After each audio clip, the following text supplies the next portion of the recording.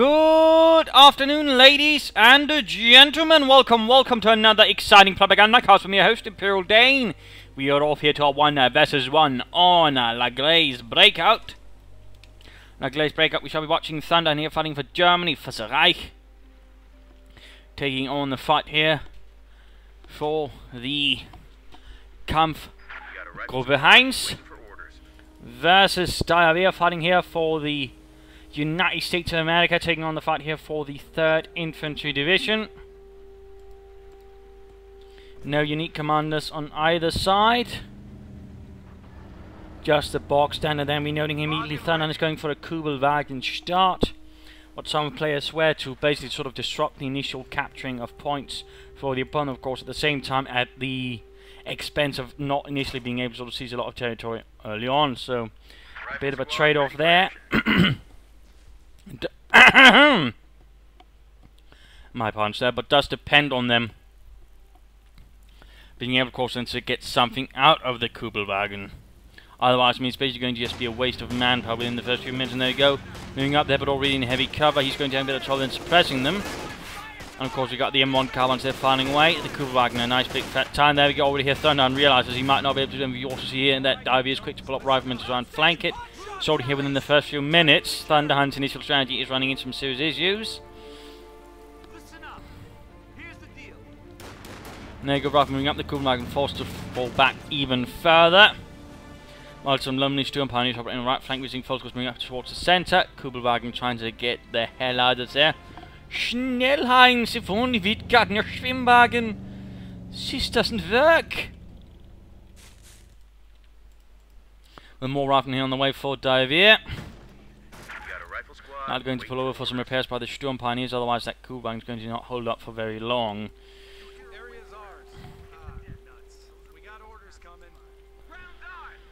Points are being secured. An immediate choice by the 4th Infantry Company by Dayavea. Taking up position inside the cafe. Dieter, you secure the coffee machine. Schnell! And apparently then quickly leaving afterwards. Dieter, why did you have to ruin the coffee machine? Now we can't get any. But there we go, troops in the tank going straight here for the jugular. Rather bold move there by Dayavea, but so far seems to work. In fact, it could force Mr. Thunderhun trying to draw away here from the front, and I have to pull back towards here. Thus, in fact, this is a very nice sort of pressure attack, if you will. Trying to draw away pressure from the front line to basically draw back here to the base. Very sharp thinking there by Dayavea.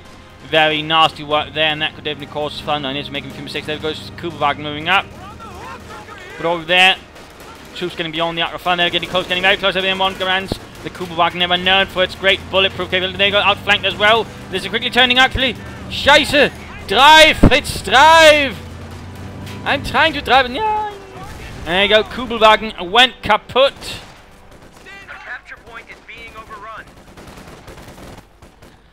And over there, we do finally see the Dayavea is pushed off, but not before again he's managed to really force him to pull almost all of his troops back here towards the base. Although at the same time, he rather failed to just move another unit around, sort of take some points. A bit of a disappointment there, though. You see Lieutenant even nonetheless. It still managed to delay Thunderhun from taking further territory. So I think Dayavea could have exploited this little pressure attack a bit more than he did, but in the end, still managed to get the Kubelwagen. Although I mean that really didn't manage to do much, but still 240 manpower down the drain. Lieutenant arriving, quickly following up with an M20 utility car. And of course already here within the first 4 to 5 minutes. Oh, good job here though. Thunderhun reacts sharply and swiftly and actually salvages the Kubelwagen for any fuel. Good job there, also setting up a mechanized regiment headquarters, which could maybe indicate he is aiming for a Puma early on, or a flak half-track, though the Puma certainly is more popular at the moment due to the flak half-track, due to setup time and other issues. Well then, leaves it a bit vulnerable in particular to counter AA half-track, which overall just does better. So the flak half-track, while having a small, period of grace, rather has fallen out of favour once more. But right here, pushing up the larger assault force, holding up in the house. Riflemen going down here as shots from Car-90Ks ring up. Volley fire going up in some Sturm pioneers nearby. A sort of broader approach here, but we are seeing a stronger but more focused approach here from Dayavea going back here. The lieutenant pushing up the main force, while another smaller force went off the right flank. M20 almost arriving, and we will see here that Thunderhun will be in a bit of trouble, since currently he's got pretty much 0 anti-tank weapons, which will allow the M20 sort of early on do a bit of damage. And of course, depending on how aggressive Dayavea feels, he can lay down, say, an M20 mine and, well, catch someone in a bit of an explosion, which could certainly also, if properly utilised, ruin any possibility of Thunderhun initially getting out an early Puma and doing something with it. And of course, in the end, Dayavea might have flown otherwise. But there we go, we're seeing Thunderhun pushing back strongly. Good job there, not so quickly taking it back despite the initial setbacks. Troops enforcing. Desperately rushing in to save the fuel point. 50 caliber machine gun raking away, then there you go, the Volksgunners have to pull back immediately as well. Ambulance also arriving. Of course, the question is what will be the next choice here for Dayavea and the 3rd Infantry. A lieutenant here getting off a few good shots there. Territory being secured slowly but surely. He could try and lay down an M20 mine, or M6 anti-tank mine here with his M20 while he still has the advantage. For example, around here could be quite nice. A lot of people don't expect M6 anti-tank mines from the utility car, so there's a small option there. Here could also be a good spot, in fact, really good here. In particular, since it's in enemy territory, which enemies tend to sort of see as a blind spot. So if you actually place it right there and he doesn't see it, I mean, he will never suspect a mine there, for example. There's a little note there to keep in mind. But a bit of a failed opportunity there then by Dayavea, but still not something you'll often consider. But still, I would still strongly suggest it, because the best mines are the ones laid in enemy territory, because again, very few players actually suspect it. Our way finding where there we do see like Kedmir moving up, I believe. And a Puma as well, there you go, positioning up there, and Puma then moving up support. Kampfgruppe was able to rake in a few heavy armoured cars like that one. It wasn't that common either. More common was the 234-1 with a 2cm auto cannon. Or later on the ones with the 75mm cannon. No smoke here being popped, by the way, no smoke. In the end, the M20 did not manage to do that much, a bit of a disappointment there. I do think he would have done something to maybe save there against smoke, would have helped him. And sadly, no anti-tank mines here, which could really have caught Thunderhun Puma maybe later. Oh, grenade there, wiping out entire rifle squad there. Stielhandgranate, proving its worth. There you go. Rifle anti-tank grenade managed to blow up the engine there on the Puma, pushing back aggressively across the map, but he needs to replace that rifle squad rather rapidly, I think. He could also consider upgrading some of his riflemen with the Browning light machine guns now that they are available. We do see a 50 caliber there arriving, showing some heavy machine guns, and right here again, I think the M6 anti-tank might have been able to actually knock out that Puma, which could have been a very severe blow to the morale of Thunderhun this early into the game. And there we go, Luftwaffe has been chosen to Fallschirmjäger infiltrate from a nearby Fallschirmjäger Kompanie. And certainly German infantry actually put a high sort of emphasis on infiltration, and there were certainly several cases where they would actually manage to locally surround an American force in that regard. I mean, it's not something you hear so much about, but the Germans were actually reasonably good infiltration tactics. So were the Soviets, by the way. Americans, on the other hand, were actually pretty terrible. In fact, they didn't really consider much of it. Alongside night attacks, which rather made the Western Front a lot nicer for German troops, since they could at least sleep safe at night without having to worry about some Ivan taking them away. Martin was up here early, so at the same time, I mean, Thunderhun is not being completely silly. He saw the M20 out, so he probably worried about M6 mines. So in that regard, I mean, good foresight there. Those, sadly, nothing to actually go for anyways. Though, of course, there's still the option to do to infantry that you could lay down some smaller anti-tank mines, which also tend to get a bit neglected.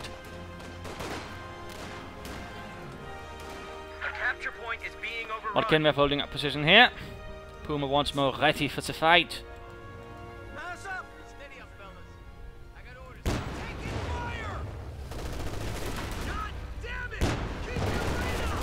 And there you go, firing on the machine gun. And looks like he's already taken out here. A very aggressive move there by Dayavea. The Major is on the way. Just took the battlefield.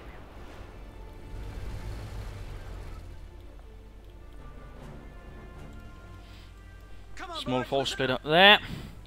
Holding down around the fuel point here, a bit worried about further harassment there.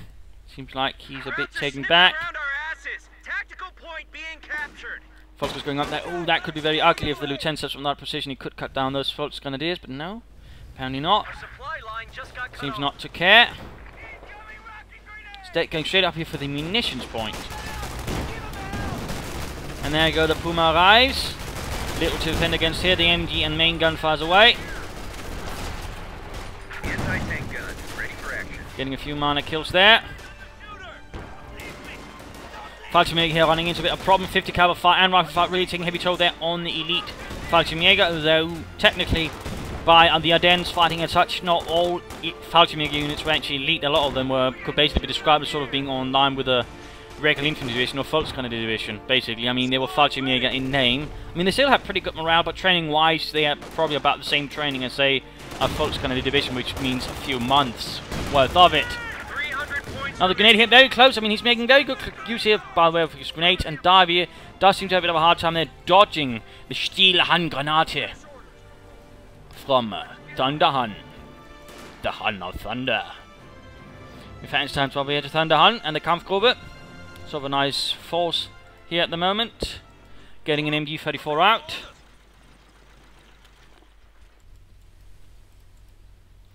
Right from Lieutenant securing there, and there, rather broad approach. The does leave him a bit vulnerable here and there. He could move up the anti-tank gun a bit, I think, here.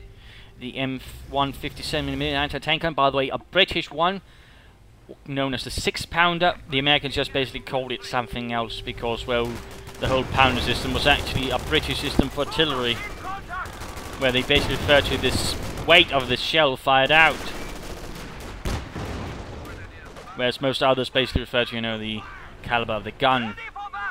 But you know those British, they always do things their way. There you go, a bit more volley fire.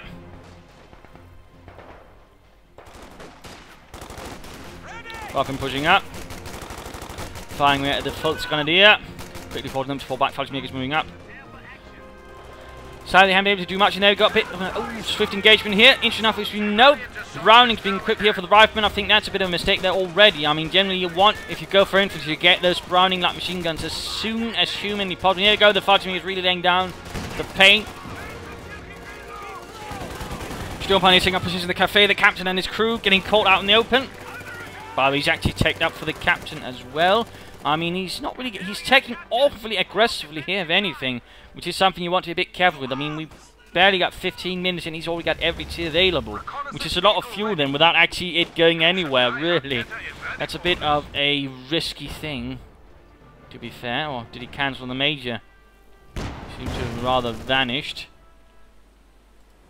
Or maybe he was actually not going to the major and I misread. Still a bit new to that part. I suppose it might be a bit hasty on the trigger either way. In which case, I apologise. More wire going up there. Gutes Arbeit, Leute. Third truck arriving. No resource being exchanged there at the truck. The mechanized regiment headquarters. The Puma continues to sort of act support here. Schwerer Panzerschwerwagen. Which then we've seen a lot more favourable on the 221 and 222, which also do turning 4 wheels run really good off the roads, whereas the 8-wheeled here certainly had a bit more traction once it got off the roads. MG-34 heavy machine guns are now available. And looks like he's actually getting a pack howitzer. That's fun. Puma ready. Puma ready. Doesn't seem to be doing much though. And also a fun thing to consider, they actually scrapped the Puma and actually went for something with bigger guns, but on the other hand didn't have any turret. So they sort of basically became 8-wheeled assault guns. Though of course they did then provide more firepower in the form of the Pack 40 equipped one, or with the cannon, which could then pop off some pretty impressive high close. And there you go, grenades up from Dayavea, so he's actually getting grenades of his own. He wants a bit of vengeance. Encountering a bit of nasty resistance here, the Puma holding off things, but there we go. The captain anti-tank also moving up, and we do see a rifle squad finally with some Browning action. In fact, looks like he's upgraded both of them on it. Puma's not moving. There you go, bazooka, and there you go, anti-tank rifle grenade as well. Good execution there by Dayavea. And there you go. Puma utterly wrecked. The Puma is not a tank. He might have been getting a bit too overconfident there, and Dayavea was able to quickly punish that with a backhand blow in the form of a bazooka and an anti-tank gun. Meanwhile, we are seeing forces flanking up here. In fact, these guys' flank are exposed to the fact the pack howitzer could be taken out here.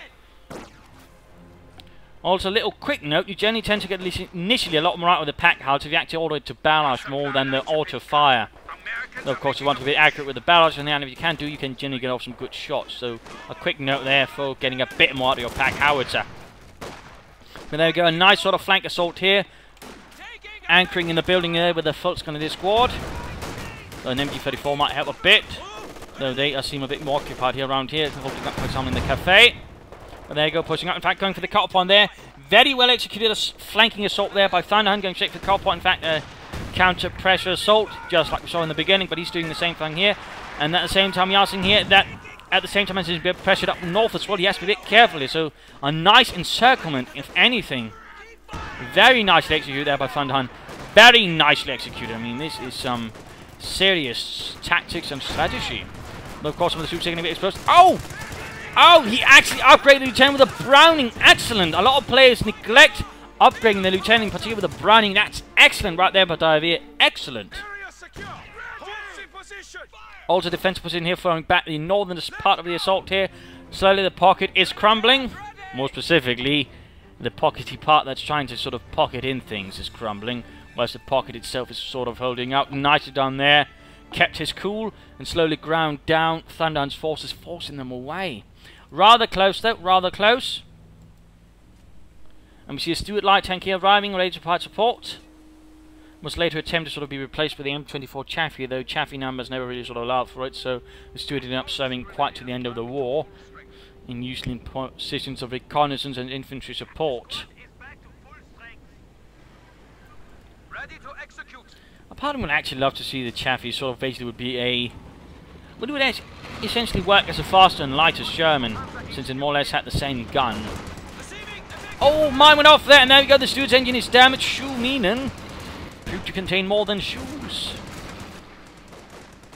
And at the same time, we see a flak position sending up here to cover the area around here. Nicely job there. At the same time, they're just a bit out in the open, so it could be knocked up. But there we go. Still pulling back, infantry moving up. Need to be schnell. Kednev coming under fire here. Could also push a bit up here, take some points there, Mr. Dayavea. And there you go, the lieutenant bravely forages forwards. Spots the Schwerpanzer quarters here. Though sadly, we probably won't be possessing the firepower to knock it out. They actually managed to take down to half health there. That's going to hurt a bit. And there you go, grenades going off, doesn't do much. Howitzer fire going in. Right, needs to retreat. Ah! Dayavea is a bit reckless here with his infantry. Run, Forrest, run! And he managed to run. Good job. By keeping up pressure here, Stuart forced to pull back. There's a little trick you can actually do with your Stuart or any crew actually. You can actually have them repair the criticals. So at the very least you can move the tank away faster. It's not something a lot of players use, but again it's actually a very neat ability. Very neat. Very good. How to fire going in here. Oh, scheisse. Solid hit there from the pack howitzer. I do believe he's actually barraging, which again is the way to sort of get some accurate barrage fire out of it. Rapid. Which does also seem a bit neglected, which might lead some people to think, you know, the pack howitzer isn't that good, but really, if you use the barrage ability, it's actually pretty solid. So a little tip there. Focus the pushing up pressure. Looks on the way. I'd actually say that's a bad choice. I mean, he's rather should be aiming for the Panther again. The looks I never feel is worth it at the moment. He'd been better off getting some Obersoldaten instead.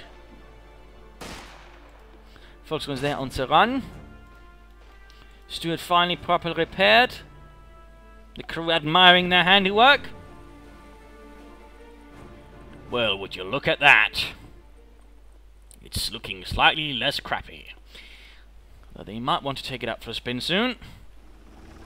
And there you go, the looks Alpha Flames up moving forward. Stuart Pioneers leading the way. At the same time there, a nice coming fire towards the centre victory point here by the Schwerpanzer headquarters and its flak.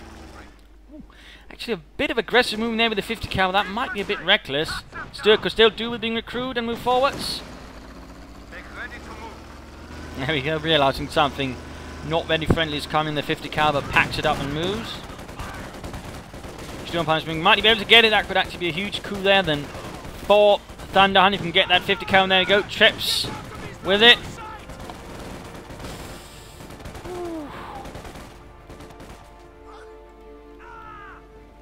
There we go, 50 caliber cleared out, and there goes Stuart though, moves in. Sending the Sturmpionier running. Today we are seeing here a nice sort of defense holding up currently, though a bit vulnerable to a good few artillery strikes. If only Dayavea can actually keep up the pressure. We're back to Dayavea here, very sort of large force. Now he's actually got the major, again that was a mispronunciation on my part, misreading. My apologies. He could do with upgrading the other rifle squad as well with the Brownings. I mean, the more Brownings you can muster, the better, I would say. He's got a 50 caliber holding up here. Could recruit this one as well. Stuart not doing much over here. And we're noting here Volker has been all equipped with Puncher Strikes now. That's going to be a bit aggressive there. Friendly's down to 100 points. I say again, and note though, I mean, Dayavea hasn't been really good at focusing around the victory points, which is actually a bit of a flaw here. I mean, in that regard, Thunder has been able to keep the eyes on the target much better. And now with Patrick McCarty, he should actually pull back. Instead, he actually moves forwards, leaving the Stuart actually utterly surrounded here. I would say a bad decision there by Dayavea. And there he goes, Stuart down, and he needs to launch an assault towards. He needs to regain this. I mean, he's been a bit too passive, a bit too intent on holding this, and rather allow the victory points to tick down too much. So rather Dayavea needs to get back here on the offensive. And he probably should be aiming towards the buildings rather than the Schwerer Panzer headquarters, I think. I mean, it's not going to do much damage to, you know, trucks and the likes. I mean, it's going to work better against infantry and the units in there. In fact, you can lay down a white phosphorus barrage if you wanted, which could be useful, for example, obfuscate this one, also force any infantry to not move through here. I mean, there are options. Looks like he's moving forward. The anti-tank guns seem to be moving from both sides. He might, in fact, just bombard the Schwerer Panzer headquarters with the anti-tank guns. That would be a good move. Rather than there, setting up to an MD-34. Good fire there. Grenades as well. Just tank through point blank here. I don't think the MD-44 crew will survive. There we go. Tort.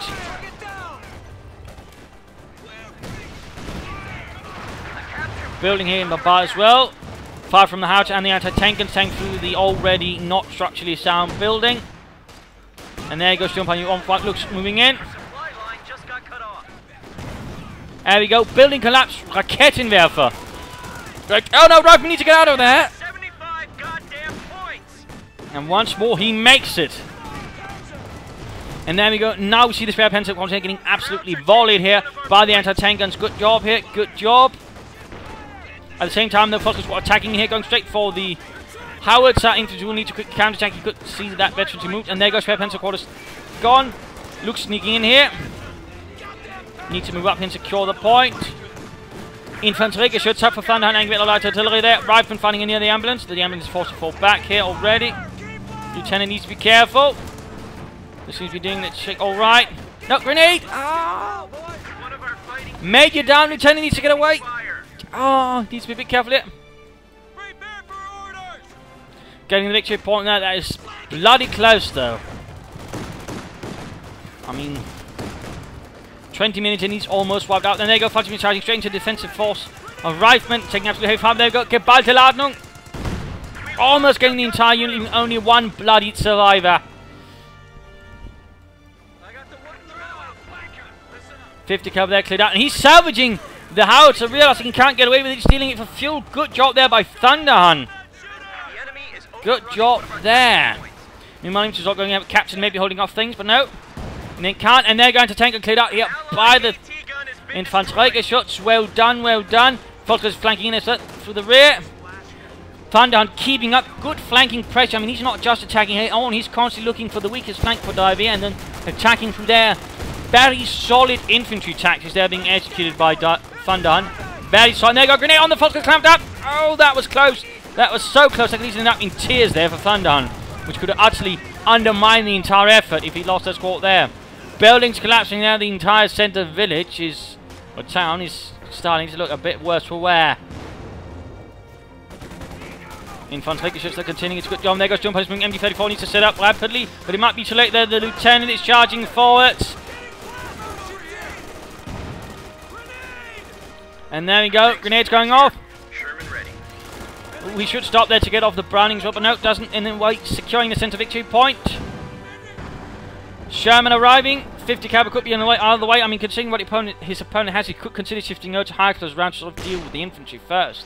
I mean, if he can punish Thunderhun's infantry hard enough, I mean, that would pretty much cripple Thunderhun beyond all recovery. He also needs to recruit the anti-tank gun and that 50 caliber over there. I mean, he needs to get those back. In fact, he's not recruited a single 50 caliber. Instead, he's getting more of them. That's bad. I mean, that's a lot of manpower. I mean, for the Americans in particular, recruiting weapons is actually cheaper, in particular when it comes to machine guns. So that's actually something you should be doing there. That's actually a bit of a mistake. Also, charging forward with the Sherman here towards the base without high close rounds. Also a mistake. And he encounters a wall of Panzerschrecks. In fact, now we're getting panzered by the Fallschirmjäger. 2 squads up with them, by the way. Dayavea here committing a few maybe fatal mistakes here. Maybe he's feeling a bit desperation, a bit of pressure here. Either way, it's a bit too reckless. Need to retreat troops here. Ah, bollocks! Entire unit wiped out there. That was definitely another small mistake here. Thunderhun sort of aggressively pushing forwards, punishing every single mistake he's seeing there.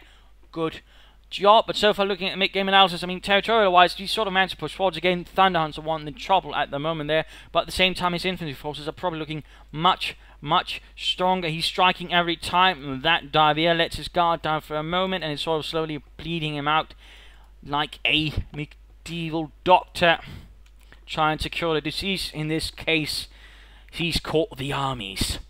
Anyways, probably too many anyways, but counter-situation for Thunderhun. Oh, not Dayavea, I mean. Too much going on in my mind. And too much I want to broach upon. I mean, there's a lot of things to go on. This is a really good fight, I think, in many regards. But right now, he needs to sort of rebuild his infantry to an extent. He also needs to rebuild his Sherman, and he needs to get a 50 caliber as soon as possible. He needs to shift over to high explosive rounds as well. I mean, he probably doesn't have to expect any sort of enemy armor right away. I mean, fuel point-wise and such, the opponent's a bit behind. Also, spare pens at quarters went down. There was a Lux. I mean, overall, he should figure big tank is probably not inbound anytime soon. And so in that way, a high explosive round for the Sherman would do much better. I mean, Sherman's high explosive rounds are absolutely devastating towards infantry. They're reasonably accurate, got good splash. So he really should consider doing that to sort of really punish Thunderhun and his, for example, Volksguns here, which are currently at the moment clumping up, which really is an element with high explosive rounds. So that's really something you should do. More riflemen, more Brownings. And he should also recruit every single 50 caliber he has, although it looks like he's at least recruit some of them. Finally, by the way. Finally. They needs to get this one as well. And then basically set them up important junctures, including this one. I think you do within... If he gets the third one as well, you could actually have one here, maybe around the building here. That would sort of cover this area. And then maybe one around here. And then you can have one around here in the church. That way you could actually lock down all 3 victory points. Because currently he needs to lock them down pretty hard. Because otherwise one good push from Thunderhun could absolutely throw everything away. And so for Thunderhun, it's all going to come down basically keeping things running. He needs to keep sort of things flexible, mobile. He needs to keep playing around with Dayavea like he's done before. And needs to keep him off the victory points. He needs to sort of disorient him and then sort of get the victory points. Because if Dayavea locks down things, that it could end up very ugly, in particular since the force of Thunderhun is a rather infantry base, and again, Shermans are arriving, and if those hit high explosive round, things are going to be difficult. He's getting Yak Panzer IV, not what I recommend. At most, it could serve as a bit of a distraction, though I would still recommend, you know, setting up a spare Panther squad and trying to aim for a Panther again. Or maybe instead aiming for a King Tiger. Since he's already had 3 trucks there, you could basically try and save up for that. Even Pumas, I think, would be a better choice than the Yak Panzer IV. Then of course we'll have to see what that actually amounts to. I mean, in particular on the glades, I mean, there's going to be a lot of ways the Sherman could basically avoid it, and he could actually outmaneuver the Yak Panzer IV. So, in many regards, in particular here, it's not necessarily the best of choices. But right now, I mean, if Thunderhun can sort of keep up pressure, keep things at the victory points, and again, you know, can keep delaying Dayavea and keep wiping out infantry squads like he done, again, keep punishing Dayavea for every of those small mistakes he's making, he can probably win this. But back to Dayavea and back to a fight here. Rear echelons running for the rear echelons.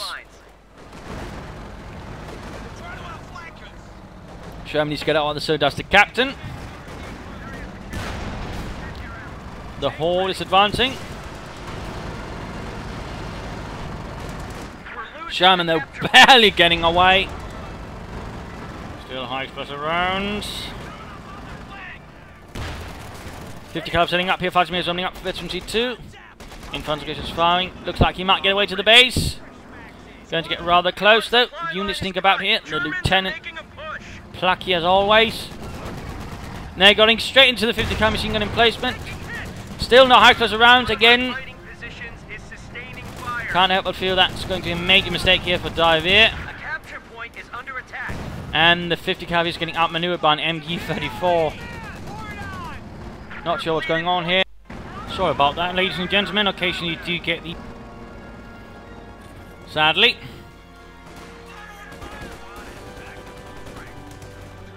Though they generally tend to disappear shortly after, so bear with me.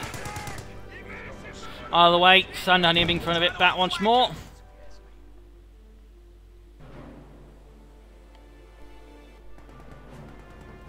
I'm not sure what's going on again. My sincerest apologies. Hope you will bear with me. Trying again. And things seem smoother now, which is good, which is good. Managed to sort out what was causing the issue. Probably some rogue program. Oh, we're here, folks. It's just getting absolutely shredded as an assault goes in led by the heroic Captain. Captain? Ever unimaginably named by his parents. And looks like some Fallschirmjäger met their final demise here, holding nicely by a grave by the lieutenant and friends. Fallschirmjägers up north are doing well. Yak Panzer IV so far not really producing much for the fight here. 50 caliber here, they're under a lot of fire. Infantry is firing. We are seeing Dayavea taking back a large chunk of the map. He's getting more 50 calibers. He just needs to recruit what he already has. He's wasting manpower on getting new ones. To be honest. I mean, it seems like Dayavea has a very American approach to things, which, you know, if you lose something, get a new one. Don't bother saving up the old one, which was actually something the Americans did quite often. They threw away tanks because, you know, they could just get a new one instead of repairing the old one. Equipment that way was wasted. In fact, there was, you know, issues with the American troops basically throwing out all of their kit as they marched through France. And certainly in the Pacific, entire aircraft would also tip their hangar or aircraft carriers instead of, you know, saying, you know, repairing them because they could just get new ones. So it seems like here Dayavea is 100% American. Well, someone's actually using a stun grenade, but they're using a grenade in return. The enemy is overrunning one of our capture points. Oh, scheisse. That was close. Looks like the lieutenant's about to go down there. And finally, they got vengeance on the evil lieutenant. Again, another infantry squad lost. He's just getting more 50 calibers. He's getting more infantry with like machine guns, if anything, and just to crew the ones he already has. Either way, Foster's running straight into the captain. Closing count down the shots. And there we go, grenade going off as well. Veteran 25 here, and 50 caliber tears away, but a bit too late. Right now, and oh, the Sherman's ready as well. 50 caliber on top as well. Good, good. But right now, Thunderhun is very slowly getting his way back into the fight. Oh, these two ponies really need to get back quickly before a single lucky shot or someone sneezing at them kills the last fellow. Getting an M8 Scott 50 here, not well positioned. Falkers might be able to clear it out there. Fallschirmjäger arriving as well. Moving in the 50 caliber. I mean, he's using his 50 calibers now. It's infantry. I mean, Dayavea seems to be floundering a bit here. If not a lot, actually. Now, right here, the Falkers have been making mistakes while getting absolutely shredded by the 50 caliber. And those with high veterancy gave a lot of veterancy then to the 50 caliber, already getting it to veterancy 1 halfway to 2. Right now, we are seeing a Dayavea very much struggling under the weight of his missed decisions, if anything, I think. In particular, not very economical decisions. He keeps getting a 50 caliber for every one he loses. And now we're seeing the Germans certainly having no problems with repurposing old equipment and everything. They were quite good at that throughout the entire war. Look, Heinz, what I stole from an American. Yeah, too bad they keep dropping them everywhere. Maybe they're not so good. I don't know, they shoot big bullets, that should work. Ready to deploy. Oh, sneaking up there through the ruins. Oh, failed to get off a shot there. Still looks like he's not using high close rounds. But there you go, the Yak Panzer finally roars into life. Or something that resembles life. Moving forwards there with the high velocity 75mm gun. Same one as the Panther.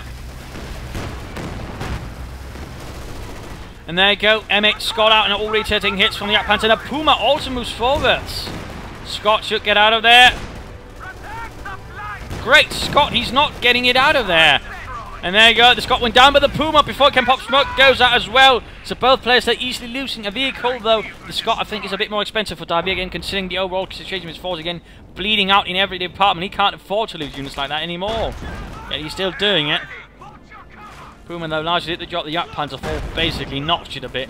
And there you go, Sturm here swinging well forwards. Sherman still not making much of an impression. There you go, 50 cal versus and large infantry assault. And actually retreats.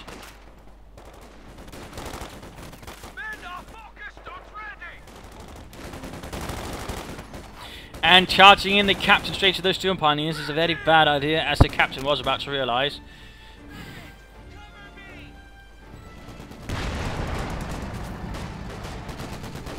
Sherman finding a way there. I think he might find me using high explosive rounds. No. Again, if you've done that, I think the Foxglove would actually been punished a lot harder, but still he refuses to use high explosive rounds. It's a bit disappointing. And there we go, he's got one squad holding up here behind some cover. The notes, I don't think maybe it stacks. I don't think it does. It doesn't do it with hit the dirt, by the way.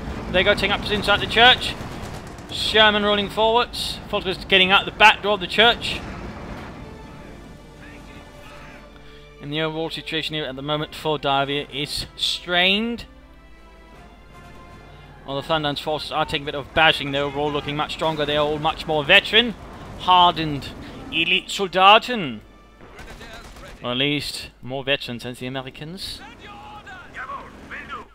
Looks like another Sherman arrives here. And here, Thunderhun's getting extremely aggressive. I mean, if, say, he was able to make the wrong move and Dayavea was to make the right move, he could easily outmaneuver that Yak Panther 4 and knock it out. But so far, that's not seems to be the case. There goes Assault going in, capturing the way, 50 caliber moving up here. Quickly suppressing. In fact, he had a second 50 caliber covering here. Grenade goes off, very hard fighting for the victory point. He needs to quickly gain them. I mean, again, he's a bit of a hard time holding on to things, which is overall, again, making things a bit easier for Thunderhun, in particular with his much more elite Soldaten. Forces are regrouping, rebuilding.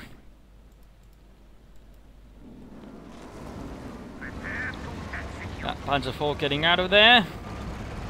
This basically been an upgraded version. The sort of initial version had a more regular 75mm gun like on the Panzer IV and the Sturmgeschütz. I think that was also a bit more popular. Certainly Guderian was not quite very fond of this one. And we have the wreckage of the Luxi. Seems enough not salvage that one for fuel, interestingly enough. And now it's too late. Pushing here large in a one hard strike, going for the other victory point again. I mean, he's keep playing a game of cat and mouse again for the victory points. And again, the way Dayavea active position his forces only makes that easier. I mean, as the game sort of progresses towards the late game, Dayavea is certainly making a lot more. There we go! He's just crushing them! I suppose the Yak Panther 4 can do that. If anything. That was not badly executed right there, taking advantage of the defensive posture there. But now Sherman's rolling forwards. MG-34 coming and fire. Why is the other Sherman not moving up in support? Lots of machine guns there. Infantry Geschütz moving up. Needs to take the capture center here. Fighting me move straight in front of the 50 caliber. Still no sign of the high explosives. Fighting me is almost getting wiped down the retreat. But looks like Dieter and Friedrich mixed it out. Center rapidly falling here. Yak Panther 4 sneaking about. A quick grenade here could prove vital for either side. Looks like he's not paying much attention. Yak Panther 4 moving up their spot with infantry shots. Sherman's falling back. Building collapsed there. Probably, I think the MG-34 actually made it out of that one. Rifleman squad wiped out again. Dayavea is losing way too much infantry without actually killing any of Thunderhun's squads, at least not in anything that resembles equality there. That Panzer moves ahead. Veterans 1-on-1 Sherman, that's good. Increases the rate of fire, which is always good. Holding on to the victory points here for dear life. The church here, by the way, not looking very good. Another Puma. He seems very intent on getting more and more Pumas. I don't think he's using take aim here on the anti-tank gun, or maybe he is. If you get that Jagdpanzer IV with both Shermans, he could probably completely wipe him out. Instead, he ends up attacking head-on. Anti-tank gun not in supporting positions either. And the other Sherman not really supporting either. I mean, he's a bit, you know, not fully coordinated here. So that was a bit of a missed opportunity of getting Thunderhun's Jagdpanzer IV. Sherman just getting away. He's actually hunting it with a Puma here, a bit risky. Anti-tank gun slowly moving up.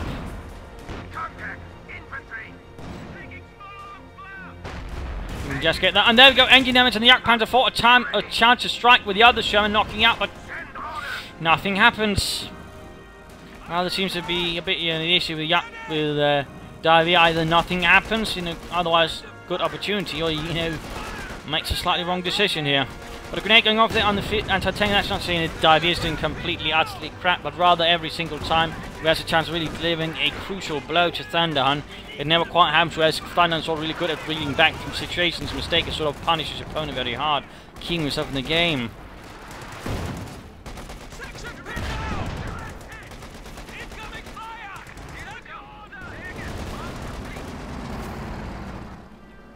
And again, we're seeing here Thunderhun is aiming for every single victory point over and over again. He knows what he has to aim for. He knows his strengths. Well, they actually lost the Volksgun squad, though it only took him some time. Another Sherman up. Well, they switched up to 3 Shermans, though I still think none of them has actually used high explosive rounds as of yet. I mean, you really need to use those. And again, the way the infantry is, I mean, if you can just use it properly, he could absolutely demolish Thunderhun. I mean, if you can get all that infantry, that would be GG for Thunderhun. And he could do it with 3 Shermans with high explosive rounds. The opportunity there, the chance is there, but it's just not happening. And there you go, Veterans E2.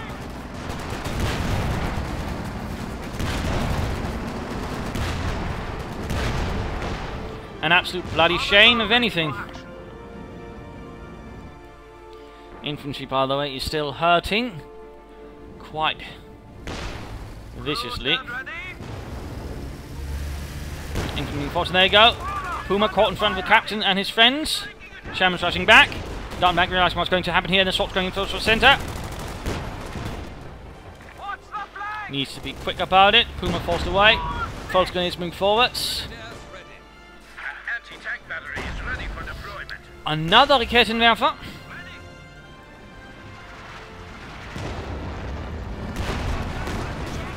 And oh, he finally switches over to high explosive round. He just took him what?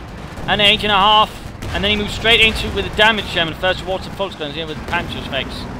Even the Jagdpanzer 4 managed to get a kill there. But again, I mean, it rather feels like too little too late in that department, despite having 3 Shermans again. Oh dear. And now smoke going down here from the Sherman. Good job there, but a bit late again.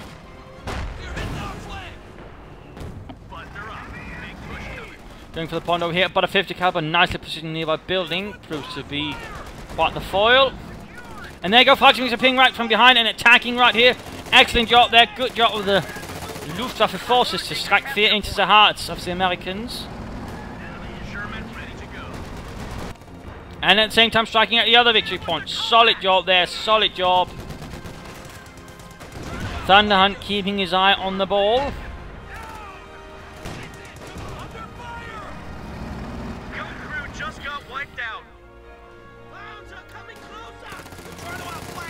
Oh, 50 gonna get caught by the Fallschirmjäger. They're just tearing through it. No mercy. I mean, things are actually falling apart here for Dayavea right now. Tanks are being repaired, more are being rebuilt. Or sent forwards.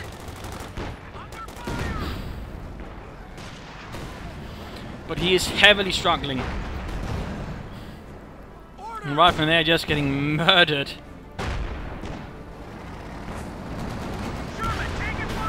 Sherman in the way again, straight into the punch effects. Looks like they got us down to 25 points. Oh yeah, the MG-34 needs to vacate. Zipping around our asses. And too late. Point being captured. Whole thing crumbles down like a house of cards, with some poor bastard caught in it. Ready, set. He seems very reluctant to use high explosive rounds, and that's only making things easier for the Volksgrenadiers. There you go. Fratchmaker's hiding, making good use of the ambush ability. Oh, never mind, they were spotted. And again, a lack of high explosive rounds gives all to the 50 calibers, more or less. And there you go. Panther fast off. Puma, Volksgren's moving in. Another Sherman arrives from the other side. There you go. Puma takes a nasty hit. There you go, though. Sherman, brute up.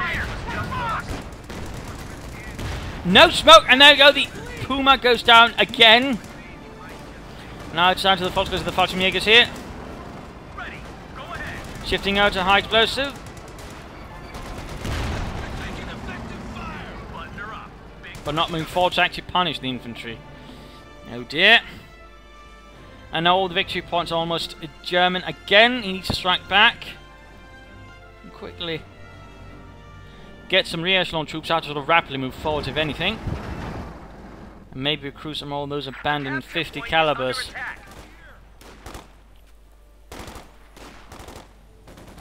Keep your eye on the target, the victory points, the victory points! Instead, he's moving towards the units, he's ignoring the victory points! Meanwhile, Fudgeman is here, Veterans E4 just tearing through the 50 caliber. Oh, well, another one, really. Just got wiped out.